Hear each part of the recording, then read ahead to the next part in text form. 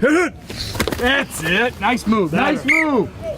Due to decreasing tackle football participation numbers, Naperville Middle Schools are now only offering flag football to their students. In turn, the decision has increased the level of interest in the Naperville area Pop Warner tackle football teams. Pop Warner is a nonprofit organization that offers youth football, cheerleading, and dance programs to several states and countries throughout the world. With age groups beginning as young as 5 in the Tiny Mites program all the way through to 8th grade, kids have the option to develop their skill set with kids in their community. By learning proper techniques for blocking and tackling at an earlier age through local programs like St. Raphael's, the Naperville Patriots, and the Naperville Chargers, the game can be safer for those interested in tackle football.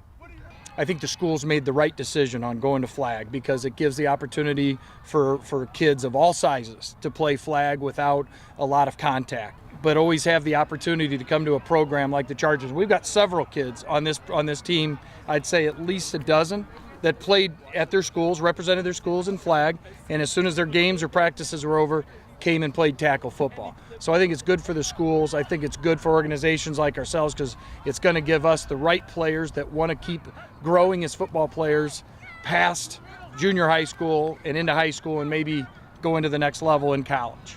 Since 2007, the Naperville Chargers Pop Warner program has brought together kids from neighborhoods all across the city to compete against teams across the state of Illinois and the Midwest region for a shot at playing for the national title in Orlando, Florida. You know, when it first was formed, the Chargers 12 years ago, it was geared toward South Naperville. But as football and the options have become less, it's actually expanded. So you're right. You're playing with people that you become lifelong friends with, coaches that you become great friends with, and in the end, they're happy to be part of a community that's a little bit bigger than just their neighborhood or their school district that they play in. What has stood out most to the players and coaches is how each individual developed not just as an athlete, but as scholars and teammates, building a sense of unity through their local football community over the years.